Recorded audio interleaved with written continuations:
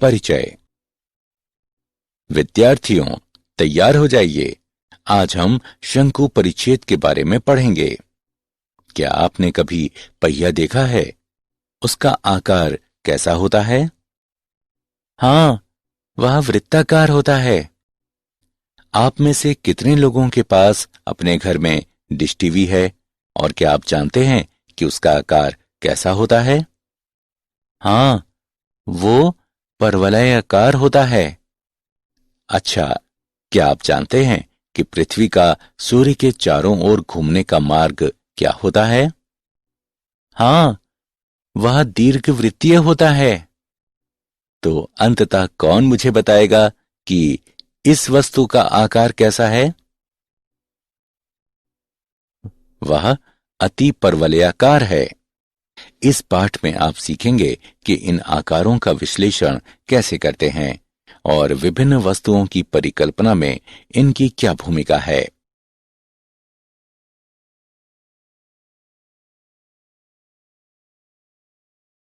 उद्देश्य। इस पाठ के अंत में आप निम्न करने में सक्षम हो जाएंगे।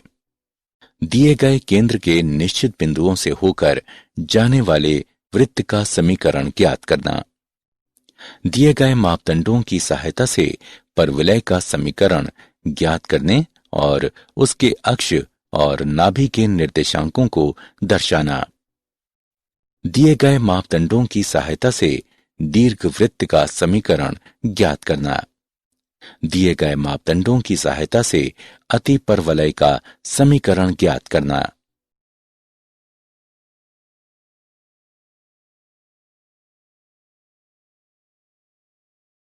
शंकु के परिच्छेद।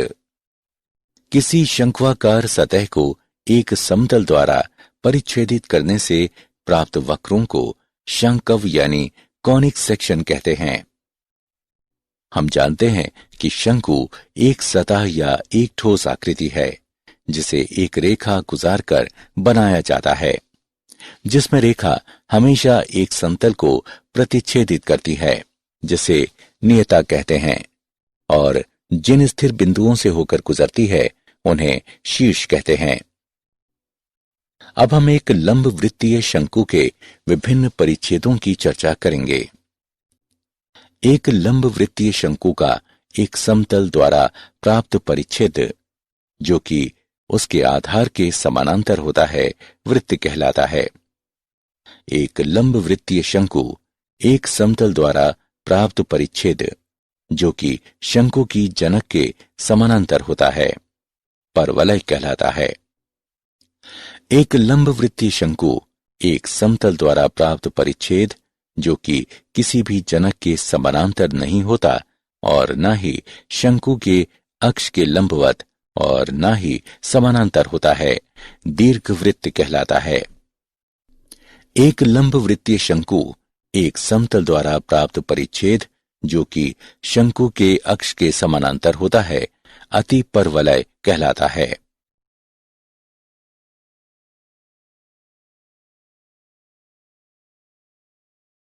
वृत्त। एक वृत्त एक समतल में सभी बिंदुओं का समुच्चय या सेट होता है, जो समतल में एक निश्चित बिंदु से समान दूरी पर स्थित होता है। वृत्त पर एक बिंदु से वृत्त के केंद्र की दूरी को त्रिज्या कहते हैं। वृत्त के समीकरण को इस तरह भी लिखा जा सकता है, जहां C H के वृत्त का केंद्र बिंदु है, R वृत्त की त्रिज्या है, A XY वृत्त पर एक बिंदु है।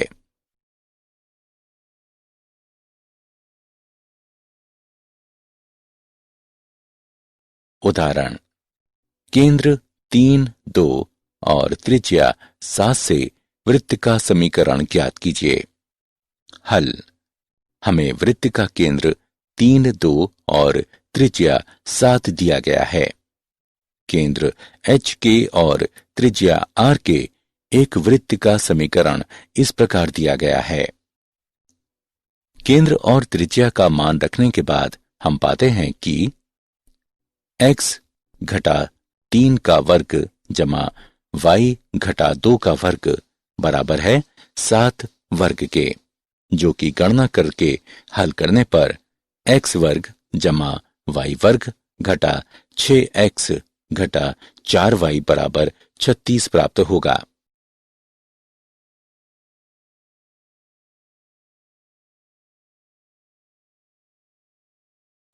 परवलय एक समतल वक्र का निर्माण एक लंब वृत्तीय शंकु के प्रतिच्छेदन द्वारा एवं एक शंकु के भाग के समानांतर एक समतल द्वारा अथवा एक निश्चित सरल रेखा से समान दूरी पर स्थित बिंदु जो कि रेखा पर स्थित नहीं है उसके द्वारा संकेंद्रक द्वारा होता है। निश्चित सरल रेखा को नियता कहते हैं। निश्चित बिंदु को नाभि कहते हैं। परवलय का अक्ष जिस बिंदु पर परवलय को काटता है उसे परवलय का शीर्ष कहते हैं। नियता के लंबवत और नाभि से होकर जाने वाली रेखा को परवलय का अक्ष कहते हैं।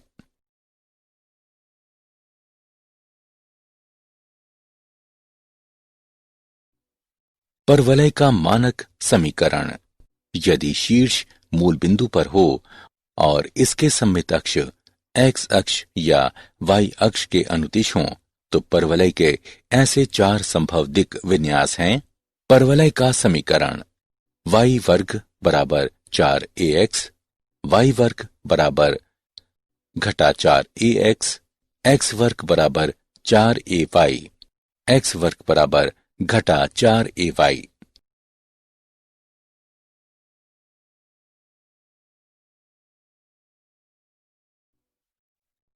परवलय की नाभि से जाने वाली और परवलय की अक्ष के लंबवत रेखाखंड जिसके अंत बिंदु परवलय पर हों उसको परवलय की नाभि लंब जीवा कहते हैं। परवलय y वर्ग बराबर 4ax की नाभि लंब जीवा की लंबाई 4a है।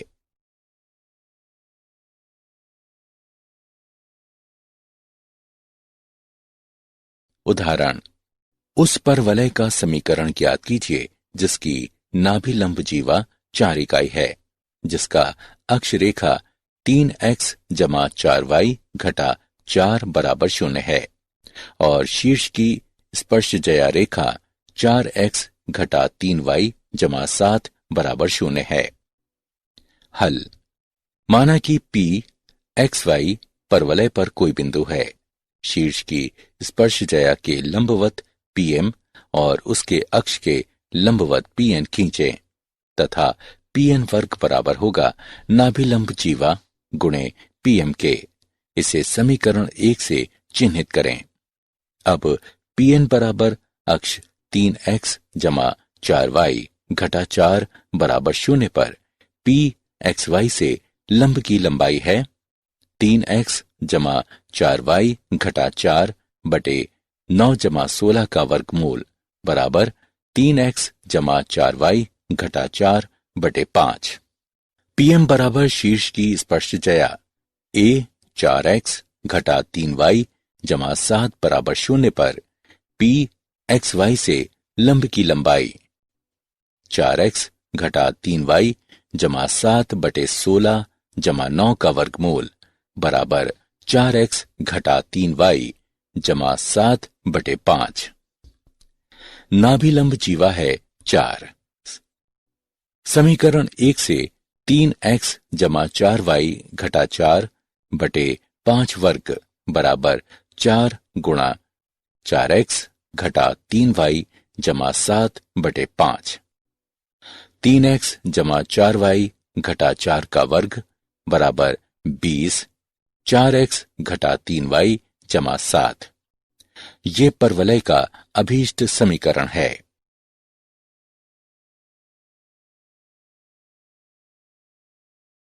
दीर्घवृत्त। एक दीर्घवृत्त एक तल के उन बिंदुओं का समुच्चय है जिनका तल में दो स्थिर बिंदुओं से दूरी का योग अचर होता है। दो स्थिर बिंदुओं को दीर्घवृत्त की नाभियां कहते हैं।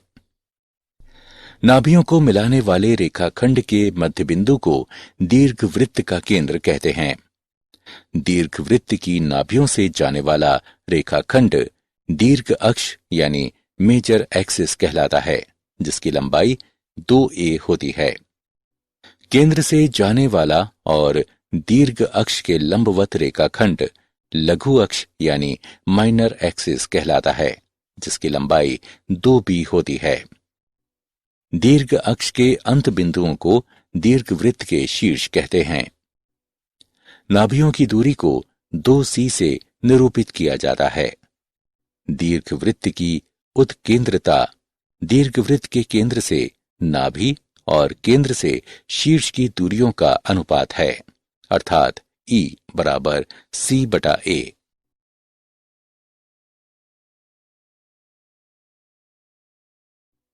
दीर्घवृत्त का मानक समीकरण। यदि दीर्घवृत्त का केंद्र मूल बिंदु पर हो और नाभियां x अक्ष या y अक्ष पर स्थित हों, तो ऐसे दो दिक् विन्यास हैं: x वर्ग बटा a वर्ग जमा y वर्ग बटे b वर्ग बराबर 1, x वर्ग बटे b वर्ग जमा y वर्ग बटे a वर्ग बराबर 1। दीर्घवृत्त के नाभिलंब जीवा की लंबाई x वर्ग बटे a वर्ग जमा y वर्ग बटे b वर्ग बराबर 1 घटा 2b वर्ग बटे a है।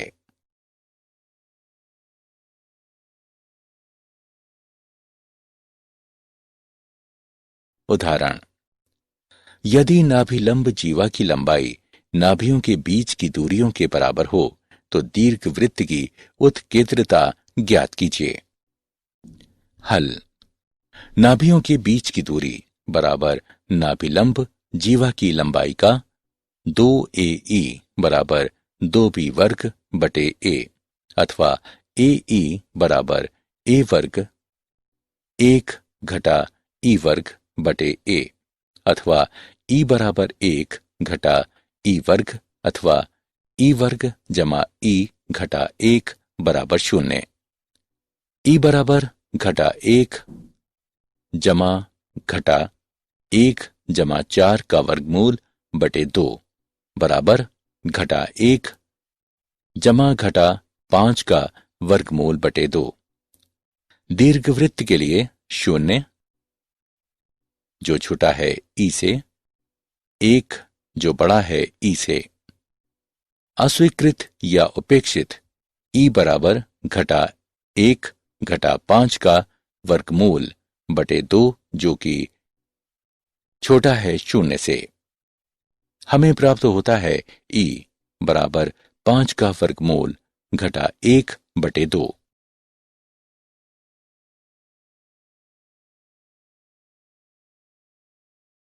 अतिपरवलय। एक अतिपरवलय तल के उन सभी बिंदुओं का समुच्चय है जिनकी तल में दो स्थिर बिंदुओं से दूरी का अंतर अचर या स्थिर होता है। दो स्थिर बिंदुओं को दीर्घवृत्त की नाभियां कहते हैं। नाभियों को मिलाने वाले रेखाखंड को अतिपरवलय का केंद्र कहते हैं। नाभियों से गुजरने वाली रेखा को अनुप्रस्थ अक्ष यानी ट्रांसवर्स एक्सिस कहते हैं। इसकी लंबाई 2a होती है। अनुप्रस्थ अक्ष के लंबवत और केंद्र से होकर गुजरने वाली रेखा को संयुग्मी अक्ष यानी कॉन्जुगेट एक्सिस कहते हैं। इसकी लंबाई 2b होती है। अतिपरवलय अनुप्रस्थ अक्ष को जिन बिंदुओं पर काटता है उन्हें अतिपरवलय का शीर्ष कहते हैं। दोनों नाभियों के बीच की दूरी को 2c से निरूपित करते हैं। अतिपरवलय की उत्केंद्रता अतिपरवलय के केंद्र से नाभि और केंद्र से शीर्ष की दूरियों का अनुपात है, अर्थात E बराबर C/A, चूंकि C बड़ा है और बराबर है A से। इसलिए उत्केंद्रता कभी भी 1 से कम नहीं होती है।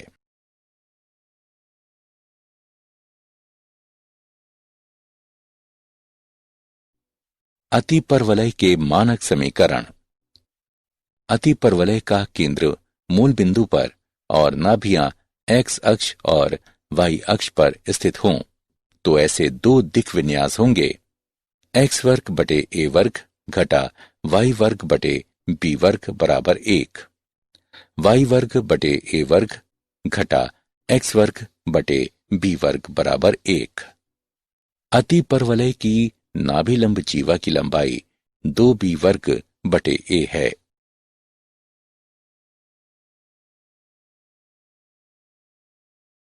उदाहरण, यदि संयुग्मी अक्ष की लंबाई 5 हो और उनके नाभियों के बीच की दूरियां 13 हों तो अति परवलय का समीकरण ज्ञात कीजिए।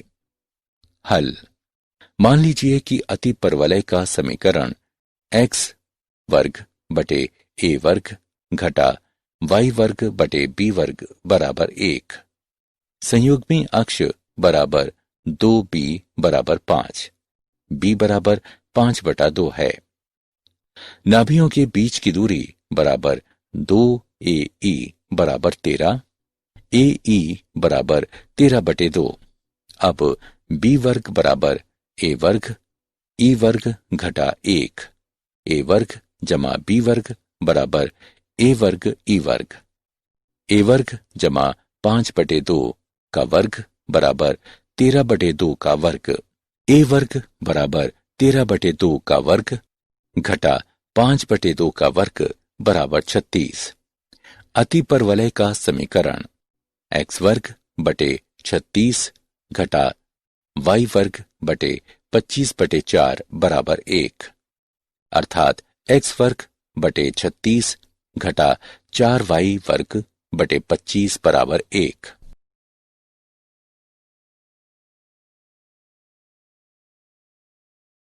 क्या आप जानते हैं, यूक्लिड प्राचीन यूनान का एक गणितज्ञ था। उसे ज्यामिति का जनक कहा जाता है। उनके ग्रंथ गणित के इतिहास में गणितीय शिक्षण के लिए सबसे सफलतम कृति है। रने डेकार्ट ने ज्यामिति के क्षेत्र में एक महत्वपूर्ण योगदान दिया। उसने वैश्लेषिक ज्यामिति का विकास किया।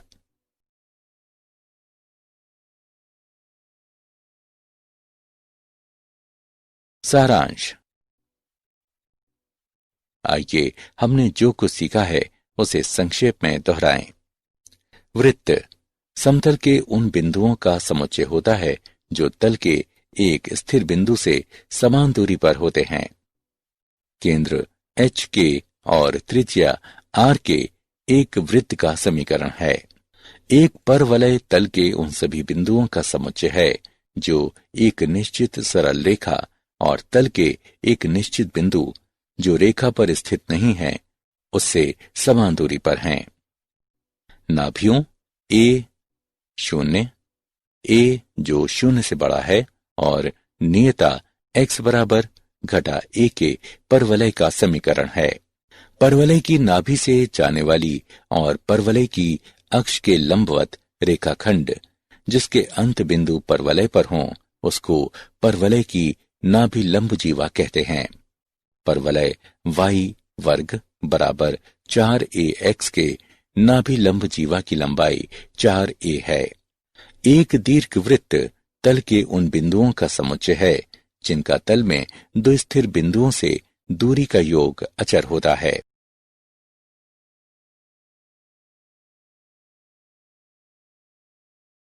एक्स अक्ष पर नाभि वाले एक दीर्घवृत्त का समीकरण है।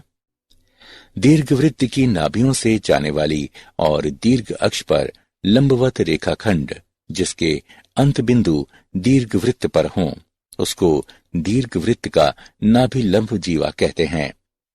दीर्घवृत्त की नाभि लंब जीवा की लंबाई है। एक अतिपरवलय तल के उन सभी बिंदुओं का समुच्चय है जिनकी तल में दो स्थिर बिंदुओं से दूरी का अंतर अचर होता है। एक्स अक्ष पर नाभि वाले अतिपरवलय का समीकरण है। अतिपरवलय की नाभियों से जाने वाली और अनुप्रस्थ पर लंबवत रेखाखंड जिसके अंत बिंदु अतिपरवलय पर हों उसको अतिपरवलय की नाभि लंब जीवा कहते हैं। अतिपरवलय के नाभि लंब जीवा की लंबाई है।